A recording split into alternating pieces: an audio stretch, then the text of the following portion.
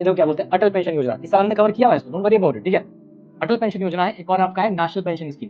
ये दो इंडिया में पेंशन के लिए फ्लैगशिप स्कीम्स हैं, ठीक है। पेंशन बताएं दोनों में डिफरेंस बेसिक क्या पढ़ते हैं हम लोग, कोई भी बच्चा पढ़ेगा तो बेसिक पता होती है कि जो पेंशन स्कीम होती है नेशनल वाली, वो ऑर्गेनाइज सेक्टर के लिए होती है। जो अटल पेंशन योजना है वो अनऑर्गेनाइज सेक्टर के लिए होती है। और यही इसने पूछा था कि target mainly at the unorganize sector, किसी ने बेसिक पढ़ा होगा ना उसको ये बात पता होती है, and that's what it is. CM को हर स्कीम का बेसिक जरूर पता होना चाहिए, ठीक है। दूसरा, अब ये क्वेश्चन देखो कॉमन सेंस से होगा, कैसे बोल रहा है कि only one member of the family can join the scheme. क्यों भाई, ज्वाइंट फैमिली है, दो बड़े लोग हैं, दो भाई हैं, दोनों बूढ़े हैं, उनको नहीं मिल सकता? मिल सकता है। इसका मतलब तो फालतू बात लिख रहा है, गलत। तीसरा बोलता है कि same amount of pension is guaranteed for the spouse after the subscriber step. मान लो कि एक दादाजी है, दादाजी एक दादी जी है, दादाजी की डेथ हो गई, तो दादी जी को भी सेम अमाउंट मिलेगा। अब तुम कॉमन सेंस आओ, तुम सोचो कि आधा अमाउंट मिलेगा, लेकिन एक बात बताओ, ये अटल पेंशन योजना है, एक नई स्कीम है, यस।